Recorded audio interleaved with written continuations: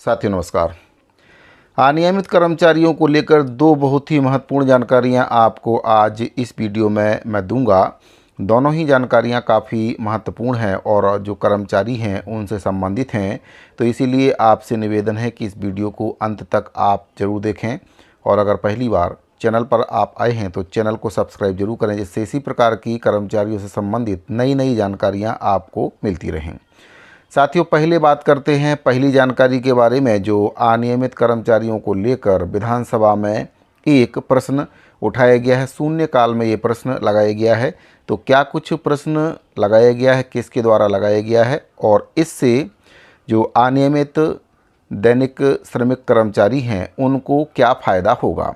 तो सबसे पहले उस प्रश्न के बारे में आपको बताना चाहूँगा जो विधानसभा में लगाया गया है और क्या कुछ उसमें पूछा गया है। तो साथियों, ये शून्यकाल में प्रश्न लगाया गया है और ये पत्र आपका जारी हुआ है 18/3/2026 को कार्यालय प्रमुख अभियंता लोक निर्माण विभाग निर्माण भवन से, और इसमें प्रति है मुख्य अभियंता लोक निर्माण विभाग परिक्षेत्र छत्तीसगढ़। विषय है लोक निर्माण विभाग के श्रमिकों के यूएएन और ईपीएफ लाभ के संबंध में। शून्यकाल सूचना क्रमांक 65 द्वारा श्री धर्मलाल कौशिक। तो श्री धर्मलाल कौशिक जी के द्वारा ये मुद्दा उठाया गया है। शून्यकाल में अनियमित कर्मचारियों के ईपीएफ से संबंधित ये बहुत ही महत्वपूर्ण मुद्दा है। इसके साथ ही यूएएन जो नंबर है उसको लेकर भी इसमें सवाल पूछा है।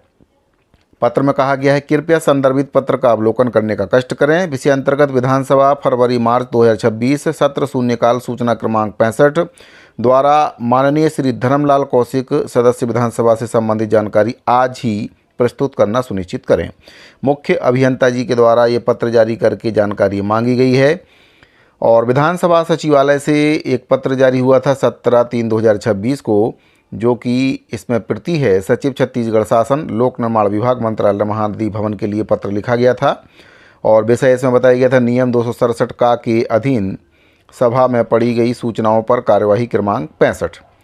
आदेशानुसार श्री धर्मलाल कौशिक सदस्य विधानसभा के नियम 267 का के अधीन जो सूचना दिनांक 17/3/2026 को सदन में पढ़ी गई थी, उसकी एक प्रति आपकी ओर भेजकर अनुरोध है कि विभागीय उत्तर सचिव द्वारा अनुमोदित एवं सक्षम अधिकारी के द्वारा हस्ताक्षरित 5 प्रतियों में अविलंब भिजवाने का कष्ट करें, ताकि उसकी एक प्रति संबंधित सदस्य को उपलब्ध कराई जा सके। आशीष शुक्ला, उप सचिव छत्तीसगढ़ विधानसभा के द्वारा ये पत्र जारी किया गया है।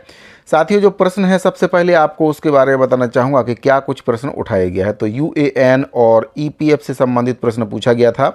प्रेषक इसमें है श्री धर्मलाल कौशिक जी सदस्य विधानसभा, और सचिव छत्तीसगढ़ विधानसभा रायपुर इसमें प्रेषित ही हैं।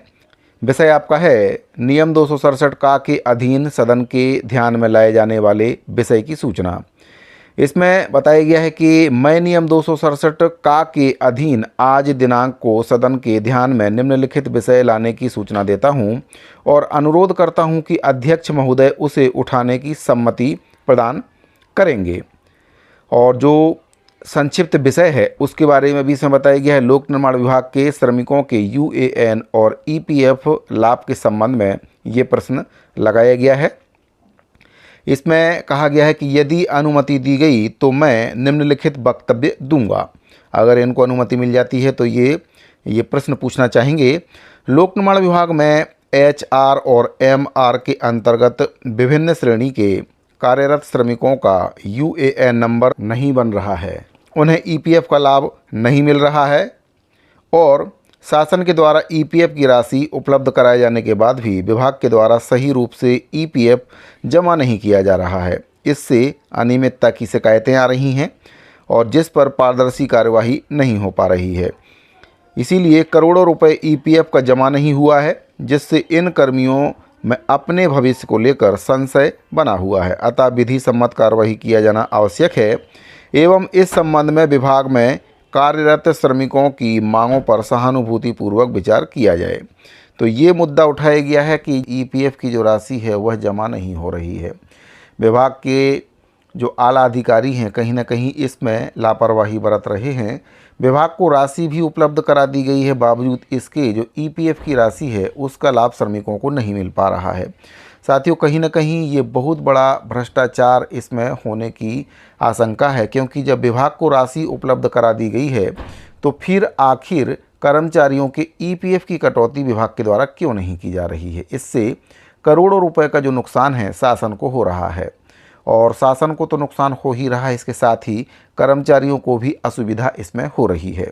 तो ईपीएफ और यूएएन नंबर से संबंधित ये प्रश्न शून्यकाल में धर्मलाल कौशिक जी के द्वारा उठाया जाएगा। अगर उनको अनुमति मिलती है तो इसको लेकर वे सवाल पूछेंगे। इसका जवाब अब विभाग को देना है कि आखिर जो ईपीएफ की राशि है उसका लाभ कर्मचारियों को क्यों नहीं दिया जा रहा है। साथियों, अब बात करते हैं दूसरी जानकारी के बारे में कि दूसरी जानकारी क्या है। तो आपको बताना चाहूँगा कि जो 4 नए श्रम कानून केंद्र सरकार के द्वारा बनाए गए हैं, जो कि 1 अप्रैल 2026 से लागू होना है, तो उसी के तहत दैनिक श्रमिक मोर्चा के द्वारा एक पत्र प्रेषित किया गया है। महामहिम राज्यपाल महोदय जी, मुख्यमंत्री विष्णुदेव साय जी, वित्त मंत्री ओपी चौधरी जी और सचिव छत्तीसगढ़ शासन के साथ साथ अन्य लोगों को पत्र प्रेषित किया गया है। और इसमें मांग की गई है कि जो 4 नए श्रम कानून हैं उसके तहत कार्य के जो घंटे हैं 48 घंटे निर्धारित किए जाएं। इसके साथ ही 54 विभागों में जो अनियमित और दैनिक श्रमिक के रूप में कर्मचारी काम कर रहे हैं उनकी अटेंडेंस प्रणाली बायोमेट्रिक अटेंडेंस, और जो भी कर्मचारी फील्ड वर्क में संलिप्त हैं उनके लिए गूगल अटेंडेंस लागू कराई जाए। तो साथियों, एक बहुत ही गंभीर मुद्दा है और ये बहुत अच्छा भी है, क्योंकि अगर कर्मचारियों की बायोमेट्रिक अटेंडेंस लगना शुरू हो जाएगी तो इससे कई बेनिफिट सरकार को भी होंगे, कर्मचारियों को भी होंगे। साथियों, इसमें अभी विभाग में कितने कर्मचारी काम कर रहे हैं, कितने कर्मचारियों का वेतन निकल रहा है, कितने काम नहीं कर रहे हैं जिनका भी वेतन निकल जा रहा है। तो अगर बायोमेट्रिक अटेंडेंस लग जाएगी तो इससे कर्मचारियों की संख्या तो पता चलेगी ही, इसके साथ साथ जो फर्जी बिल लगाकर अवैध कर्मचारियों के नाम से विभागों के द्वारा वेतन निकाल के धोखाधड़ी की जा रही थी वह भी कहीं ना कहीं रुक जाएगी। तो जो गूगल अटेंडेंस है और बायोमेट्रिक अटेंडेंस है उसको लगाने को लेकर भी दैनिक श्रमिक मोर्चा के द्वारा पत्र प्रेषित किया गया है। उसके बारे में भी आपको बता देता हूं कि क्या कुछ उस पत्र में कहा गया है। तो साथियों, आप देख सकते हैं ये पत्र आपका छत्तीसगढ़ सर्व विभागीय अस्थायी आकस्मिक पूर्णकालिक विभागीय दैनिक वेतन श्रमायुक्त दर श्रमिक मोर्चा के द्वारा पत्र प्रेषित किया गया है।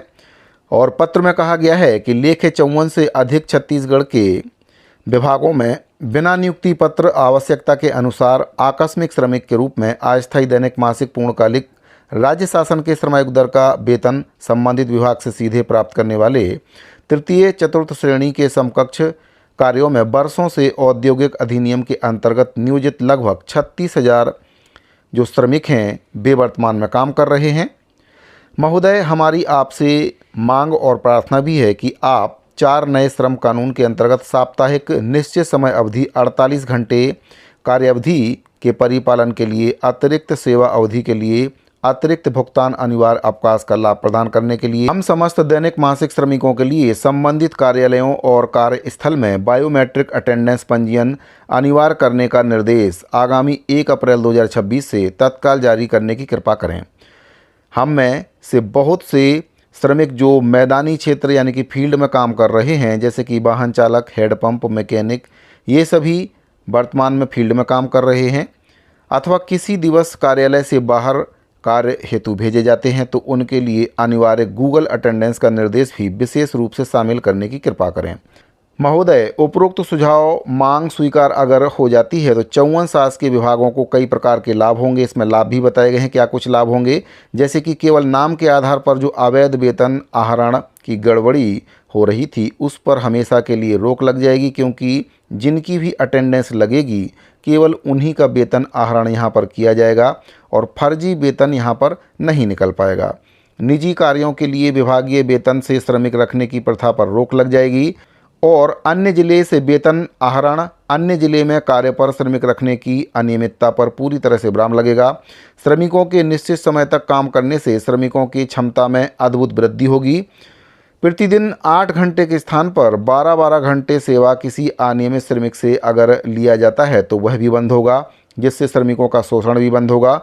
और यदि अधिक अवधि का काम लिया जाएगा तो उन्हें अधिक वेतन का लाभ भी दिया जाएगा। इसके साथ ही अवकाश का लाभ भी उनको मिलेगा। आगे इसमें कहा गया है कि महोदय 48 घंटे सेवावधि पूरी करने के बाद यदि शनिवार को भी दैनिक मासिक श्रमिकों को काम पर बुलाया जाता है तो इसके लिए भी ये तैयार हैं। और इससे प्रदेश के 54 शासकीय विभागों में शासकीय कार्य योजनाओं पर तेजी से क्रियान्वयन संभव हो सकेगा। और नए श्रम कानून में 15 मिनट और 30 मिनट अधिक कार्य को भी ओवर टाइम की श्रेणी में रखा गया है। नए श्रम कानून में लंच अवधि को काम के घंटे में शामिल रखा गया है, जो कि बेहद सराहनीय मानवीय पहल है।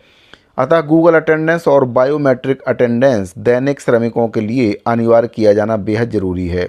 हमारे उपरोक्त मांग की स्वीकृति अगर होती है तो प्रदेश के 54 विभागों में नए श्रम संहिता के बाद बढ़े हुए पारिश्रमिक वेतन वृद्धि सार्थक सुनिश्चित हो सकेगी।